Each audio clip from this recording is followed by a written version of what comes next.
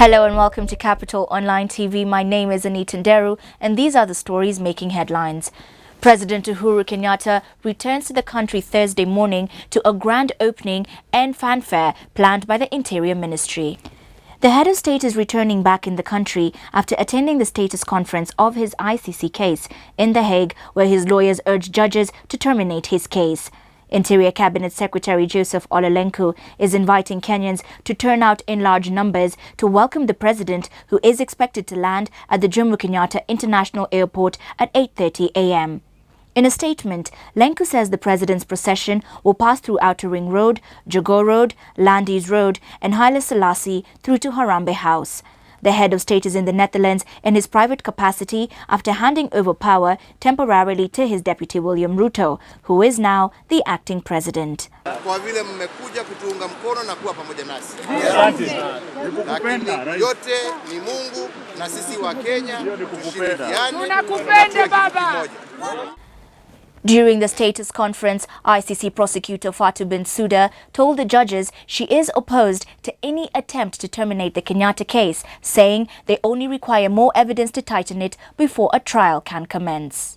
Bensouda says the prosecution prefers an indefinite adjournment and an order compelling the Kenyan government to comply in cooperating with investigators.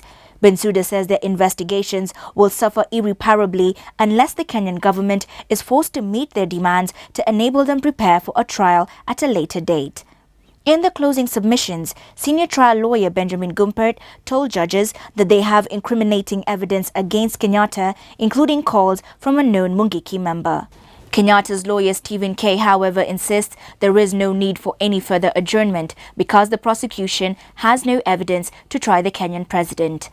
The victim's lawyer, too, favors an adjournment, saying victims of the 2008 post-election violence will not get justice if the prosecution is not given time to conclude their investigations. His position as head of state is only material if there is evidence that he has done something wrong in pursuance of this case.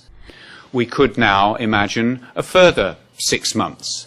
But it would be, I respectfully submit, a pointless repetition of what the Chamber had done before. Or one could imagine a date such as at the date of the next elections in the Republic of Kenya. That too might be a feasible date. I confess that I hadn't thought of the possibility of fixing a date by reference to whatever determination the Assembly of States parties might come to. But in the end, Your Honours, the only realistic date is the date when the government of Kenya does what it is bound to do under the Rome Statute. We don't know what that date will be. It is mere speculation. And therefore, I submit, the best course is to adjourn the case effectively sine die, that is to say, without fixing a date. It's not adjournment forever. It's adjournment until a specific step is taken. And in this case, in my submission, that step can be taken at any moment by the accused in this case if he directs his government to comply with Your Honour's directions of the 31st of March and 29th of July.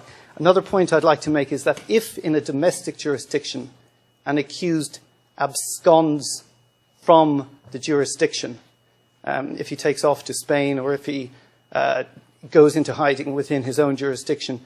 In many jurisdictions, and I'm willing to do research and bring a written filing on this, the case is adjourned until the accused is either arrested or voluntarily turns himself in.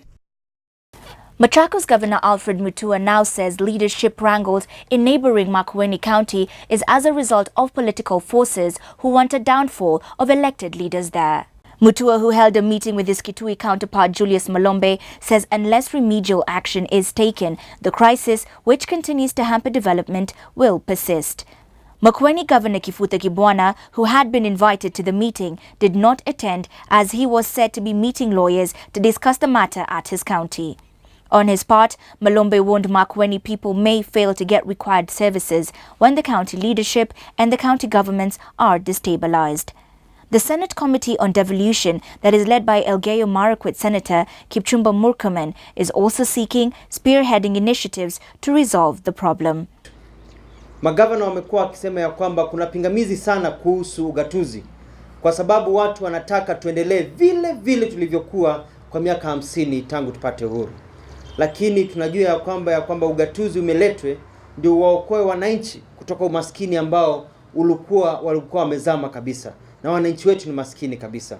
Kwa hivyo kiini cha shida hizi ni viongozi ambao hawataki mabadiliko, hawataki wananchi wapate hali ya maisha yanayofaa kuliko vile walivyokuwa, na pia wanataka kuendelea kuwa hao tu ndio wanaongoza kila kitu katika hali ya matumizi ya fedha. But we also say the people of Makueni deserve to enjoy the services for which the county government of Makueni is supposed to provide. And that cannot be done when the county executive and the county assembly are not working together. If we reach a point where reconciliation does not work, then the only other option remaining is to recommend for a team to be set up by the president to go through the necessary legal processes of collecting information, which will constitute recommendations, possibly to dissolve the county government so that the people of Makueni can elect other leaders who can work together and to ensure that they enjoy the services they are supposed to enjoy. And on to business. Oil marketer and distributor Haas Petroleum Limited has won a 13 billion shilling tender to supply diesel to rail operator Rift Valley Railways for the next 3 years. Under the agreement, Haas Petroleum will provide Rift Valley Railways with about 130 million litres of automotive gas oil over a period of 3 years to RVR's key operational centres in Kenya and Uganda. Haas Petroleum was awarded the contract after edging out 5 other large regional oil marketers and distributors. And finally, on to sports. Athletics Kenya has announced on Wednesday that IAAF has confirmed receipt of Kenya's bid of hosting the 2017 World Youth Championships. Kenya was able to meet the submission deadline of the 25th of last month, which marked the second stage of the bidding process for the world event. The application form contained the technical details of the bid, covering areas like transport, both local and international, training and competition facilities, hotels, visas, among other technical requirements, which show the readiness of the city of Nairobi to host the event. And that's all we had for you today. For the latest on these and other stories, log on to www.capitalfm.co.ke/TV. I'm Anita Ndero.